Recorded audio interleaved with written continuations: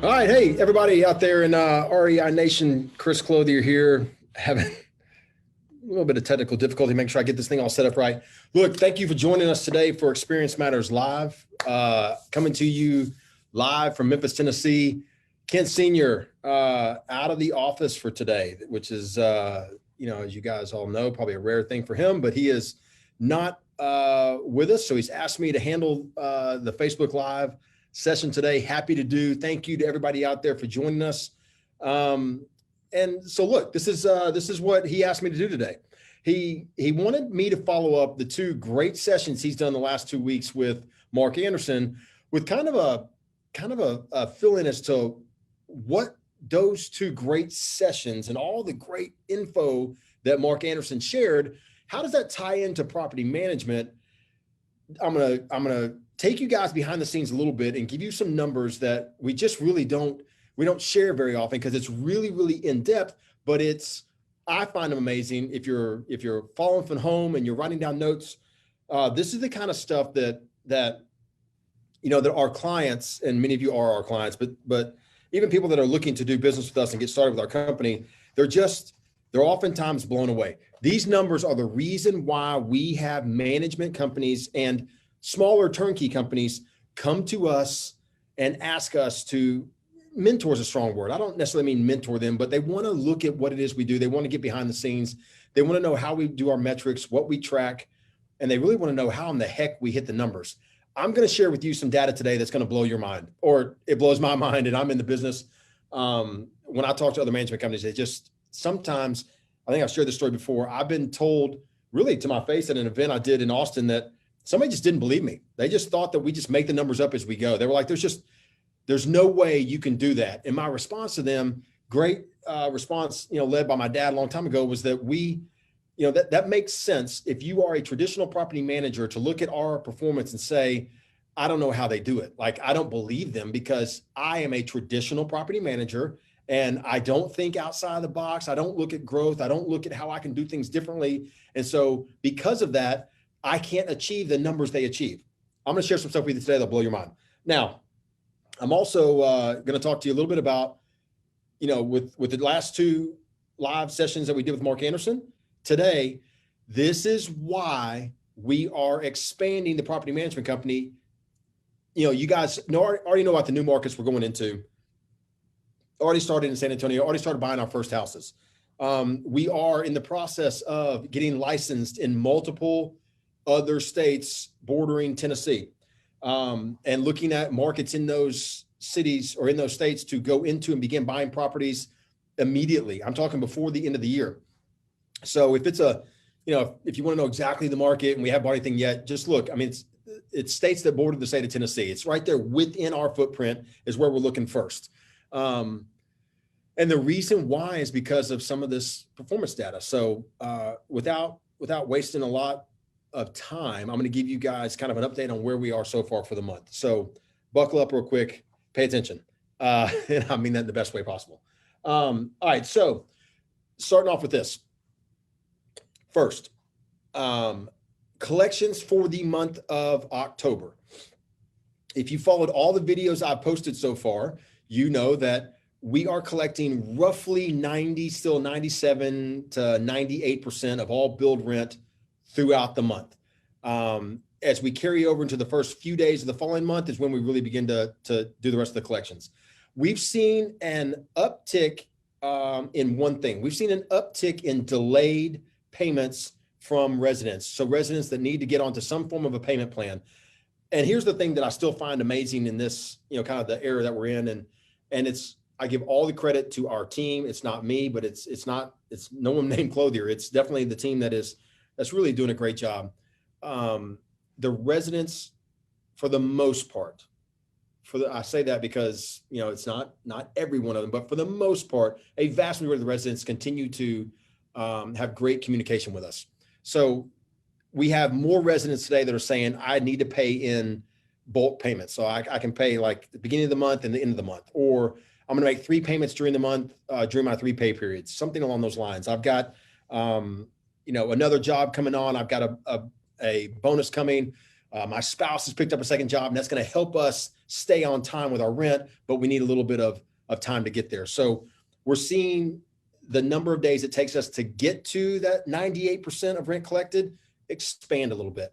The number of people we're working with during the month to make sure they get there expands a little bit. I asked our team this week, what's the new things that we're hearing? Are there, are we being told anything different than what we've been hearing, going back to the beginning? And the answer really was no, with a little bit of a twist. And what I mean by that is nobody's saying anything different. It's just people are telling us now that, hey, 6 months of stress on my number of hours I'm getting, 6 months on the stress of having to take on a second job or whatever, it's now kind of falling over into the rent. And so I'm finding it just harder, and we're having to work a little bit more to get there. But that's a testament to two things. Number one, the residents that we put in there, that they want to stay in the home and that they're willing to do the work that they need to do to stay. And then, of course, you guys, anybody watching this, I know not everybody is this way. And some, look, we've had some owners say, look, I'm ready to get these people out. If they can't pay full on time, get them out. Look, I'm not going to tell you, what it is you need to do on how to manage your portfolio and make the decisions. But I can tell you as a management company, I don't want to force any vacancies right now, period. I know even if I were to lower my rent by $100 a month, it may impact my immediate return, monthly on that property, but it won't have a devastating impact on my return by me collecting zero over an extended period of time until I get a new resident back in. So, anybody that's asking my advice, if you have any difficulty collecting rents right now, stick with it. As long as we have communication with the resident, there's no need to force somebody out right now. Just, we want to collect what we can, as much as we can right now. We'll deal with underpayments, and we'll deal with any balances left later if we have to. For now, we just want properties occupied and performing. To that end, hey guys, listen, as we're on here, if you join in, say hello. I am wanting to and hoping that we get lots of questions today. So if you have a question, pop it in there. It'll make its way to me, and then I'll be happy to answer those questions live on the call. But feel free to say hello. Feel free to like it, share it, let everybody else in the group know that this is on, that you're watching, and then we'll kind of keep this thing going for a little bit here. So first and foremost, that's the first update. Collections team is doing fantastic. We don't anticipate any changes this month. It's going to be the same as it has been the last few months. We don't see any material change going forward in the fourth quarter, because it is what it is. People are a little bit stressed right now. They're having to work a little bit harder, but look, I think that we provide a superior product and superior service, and it's just showing right now by how hard residents are working to communicate and stay in that home. So another update. You guys know that we're really big on preventing move-outs. I mean, that is a massive point of driving for us, that we really, really, really want to prevent move-outs. And I have done a lot of work and a lot of discussions on here about that. I just talked about it a second ago. The advantage of forcing a move-out to try and get a higher rent, or forcing a move-out because somebody pays twice a month, and then the pain that we go through in vacancy, bringing it back to market, and then getting it re-rented, it's not worth it. It can take 5, 8, sometimes as long as 10 years to recover the difference. And so there really has to be a major inflection. I mean, there has to be a where we look at it and we say, it absolutely makes real sense to do this. Either we are rented way under market value, or the resident is making life so difficult on us that we have to force this change. Until then, I don't think that there's any reason. I can't think of any reason myself, as almost 2 decades now as an investor, to go that route of wanting to have a move out. And so to that end, for us, we recognize that the number one way to serve our clients and owners' best interest is to keep that property occupied. I won't have the numbers until January, but I do believe that this year we're going to see another uptick in length of occupancy. I think we're going to go closer to 5.5 years as an average length of occupancy per lease. And one of my big reasons for thinking that right now is that we are on pace this year to prevent over, and I don't mean close to, I mean well over 2,000 move-outs. We have a fantastic team member who runs this, and I mean, I'm sure that somebody on our team will correct me if I'm wrong here, but I do believe Amanda does this on her own, across all 6,283, whatever total number of properties we have today. I do believe that we have one team member who is so good and able to and so organized, able to keep the work. A lot of this has to do with the IT that we built, and of course, just the fantastic person that's in the department. That I think that one person on our own is going to prevent this year over 2,000. I think it's going to be closer to 2,200 move-outs prevented. Now, I told you guys back, I think early September, that I was hoping, I think the goal was 150. Well, she ended with 185 prevented move-outs in the month of September, meaning 185 residents signed a lease extension. Again, a vast majority were a 2-year extension. And so what does that mean? Well, number one, it means for us that we can still be highly efficient as a company and as a team, that we don't have to fill a bunch of positions that are constantly handling move-outs and handling the work that comes with it and handling the release, that we can have one really fantastic team member that does a great job of preventing these move-outs. It really lets us be super efficient and stay streamlined.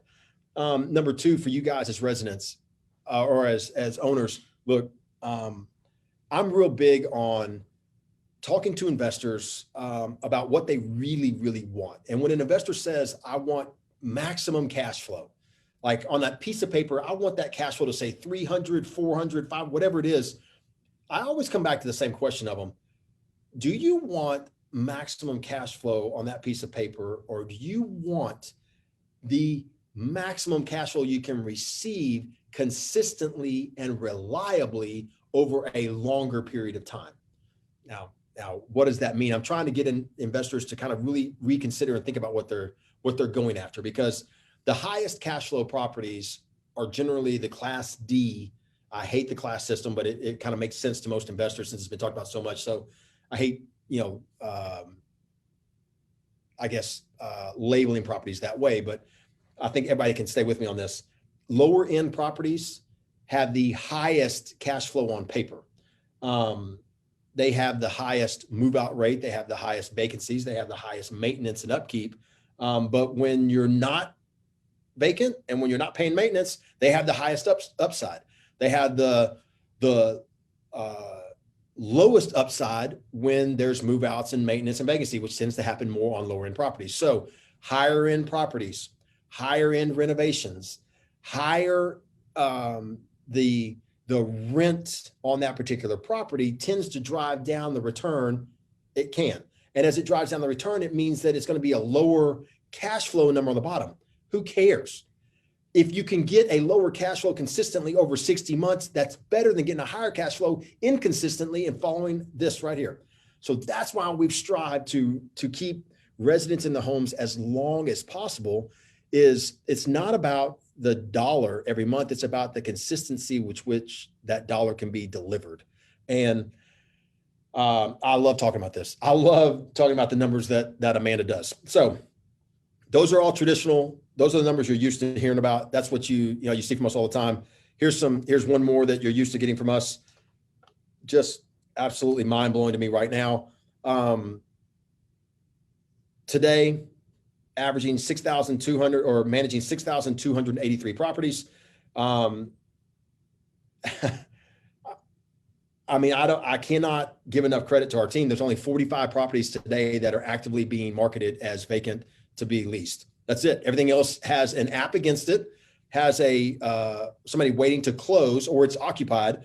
There are less than 100 homes today that are being renovated by our team that were move-outs. So add those two numbers together. We have roughly 145 vacant properties today out of 6,283. Do the math. We're talking about a 2% vacancy rate, true 2% vacancy rate today. It's phenomenal. It speaks to what's going on within the market. I do want you to understand that. Fewer people are moving today. That's why we are having such success. One of the reasons we're having such success with our renewals. every resident out there looking for a home today, they're focusing on two things right now. They are focusing on, I want clean and I want service.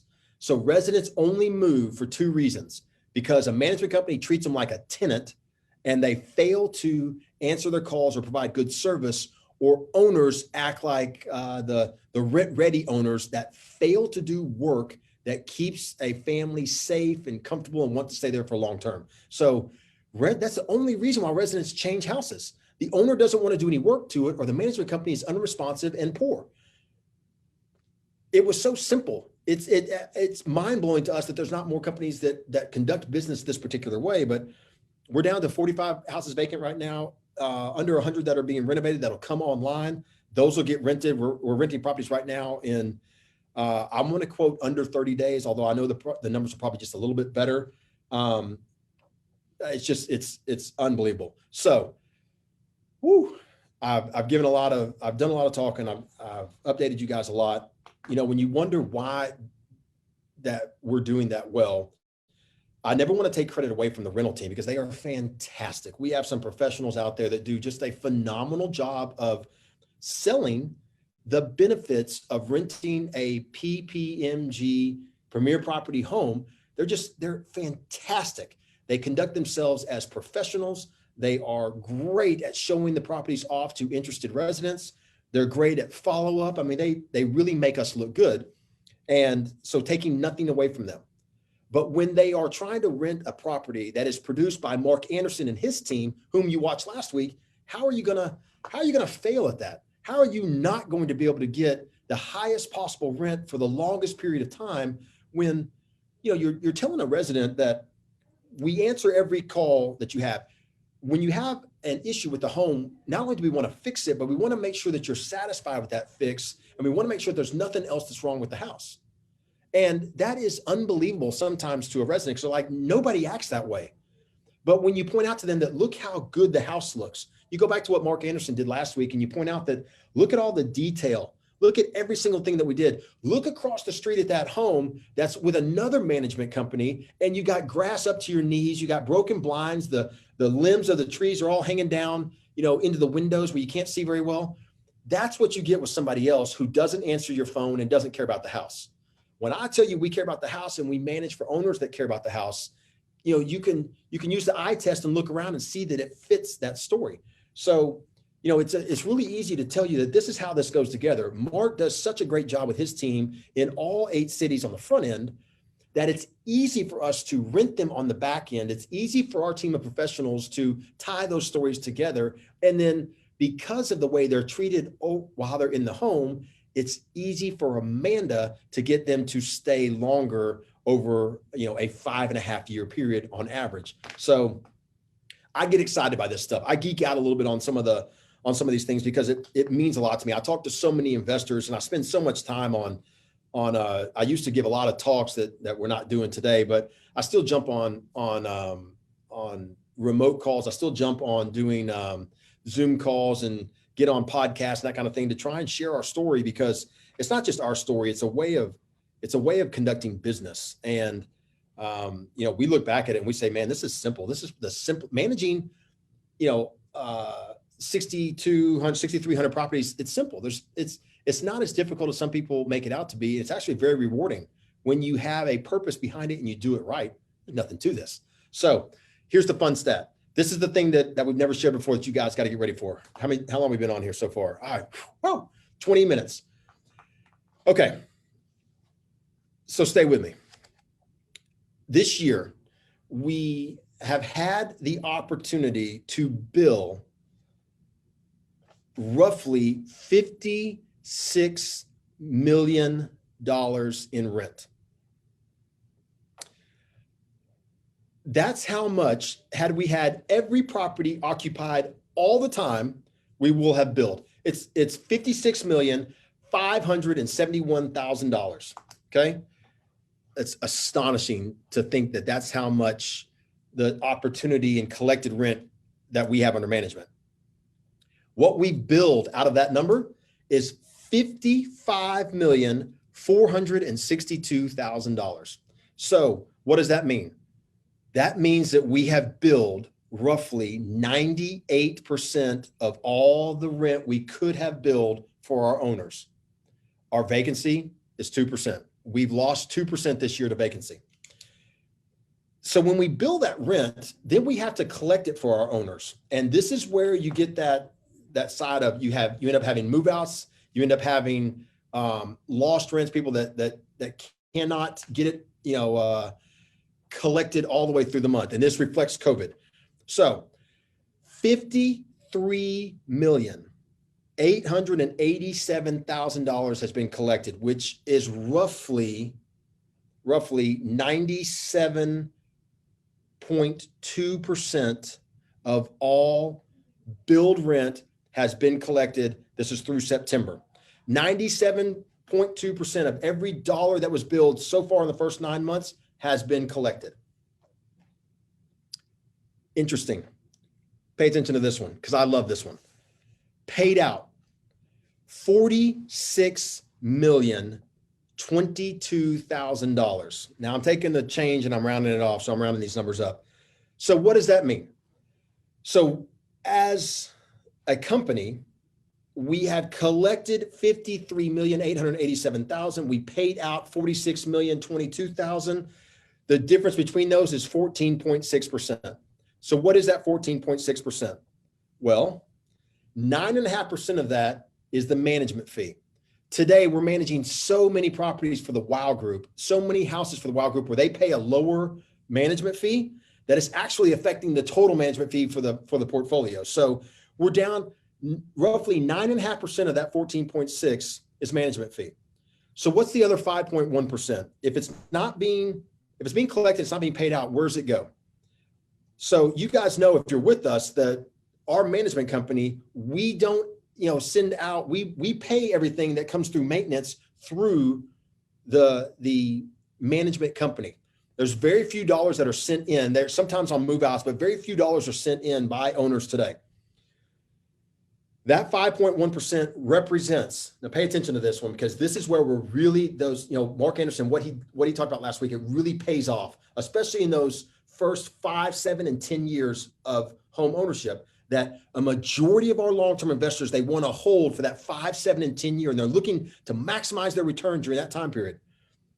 5.1% so far this year has gone to maintenance, capital expenditures, and the 15% markup. Now, we don't charge a 15% markup on every bill. We always have the ability to be able to work with investors, and especially some of our, like the WOW Group investors, in many instances, we're able to work with if we need to. But here's the deal. 5.1% covers all maintenance so far for the year, capital expenditures, and the 15% markup. So this year, owners have, I say, lost, that's the best way to put this, through maintenance, vacancy, CapEx, and our management fee. Owners have lost just under 20%. Let that sink in. That is a performance that is second to none. We are now on pace this year to deliver to our owners $62 million in rent payments. And that's net of all maintenance, that's net of vacancy, that's net of any markups that we have. $62 million. Our blended portfolio value for this year will be roughly $850 million, which on a global portfolio, if everything's measured in cash on cash, is a 7.3% return. Since we know that more than half of our homes are financed, the real return against those financed homes is probably closer to somewhere around 11 to 12%. But since I don't know everybody's financing, I don't know each detail of each financed home, I don't speculate too much on that, but my experience tells me where it's going to be. Just a phenomenal year so far for all of our owners, especially in COVID. In light of what's happened with COVID, to be on pace to deliver out essentially 7.2% of the value of the portfolio in net rental payments is, to to me, astounding. And I give, tip my hat to all the team that has done a fantastic job. Also to all the owners. What's most interesting is that this is one of those years where sales are down for us. Total number of sales are down because total number of purchases is down. When COVID hit back in March, we shut everything down. We said, we can't afford to be buying houses right now. We need to find out what's going on, what's going to happen. We didn't even know what was going to happen. As many of you know from back in my first videos, we sat down and we made a plan. We said, okay, we've got to have plan A, we got to have plan B, we got to have plan C. The whole team's on board. We've got to figure out how we're going to be able to manage this portfolio at the time worth roughly $800 million to our investors. How are we going to make sure that we maximize their returns while we keep our doors open? So, one of the first things we did was we shut down buying because we have a funnel. Mark Anderson, all those homes he's working on, we have this funnel. So we know we still have homes to sell. Let's just not buy anything and add to that funnel right now. So we back off. We don't buy as many houses. We get comfortable over 30, 60 days and we say it's time to go again. During that time period, you know what our owners did? Many of you that might be watching this today, they looked at this and said, look, once we all felt comfortable again that COVID wasn't going to be I gotta watch how I say this because it's been such a massive blow to so many people from an economic standpoint. But as far as homes and houses and investing were concerned and the stability of what it is we do, we knew that it wasn't going to throw us off too much. Investors stepped forward and said, you know what, we want to own in this time period. We want to buy homes. We want to be smart about it. We want to build, consistent and reliable portfolios. So my hat tips off to so many investors who have built their portfolios during this time. So what's that mean for you guys, going forward in our management? Look, as many of you know, we've already gone into San Antonio and started buying houses because we want to manage homes in San Antonio. We are getting licensed in, I don't want to say every state, but just about every state that borders the state of Tennessee, we're getting licensed in. Several states that don't border Tennessee, we're already licensed in. I think our first foray into growing our management company is going to be what we're doing now, saying to our owners, if you own properties in other cities and would like us to manage them, we're looking for that solution for you. We want to do that. So you have one management company in all of these cities. Our hope is that over a 24-month time period, we can get a current resident out, make sure the home is brought up to the highest standard, get a new resident in, and then provide you a 5-year length of occupancy on that home that you have in some other city. Of course, we don't want to force that to happen. You may be very happy with the management, happy with the way things are going, but you just want to get under one umbrella brand, the PPMG brand. And so that's fine too. For us, what we want to do is provide a solution for our owners that want this level of detail and this type of performance from us as a company.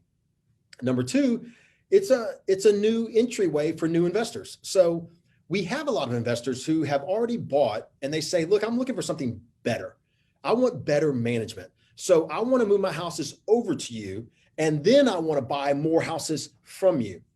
That is a fantastic way for us to get into the marketplace, allow other investors to have a better management experience, and then hopefully have a better buying experience with a better property as well.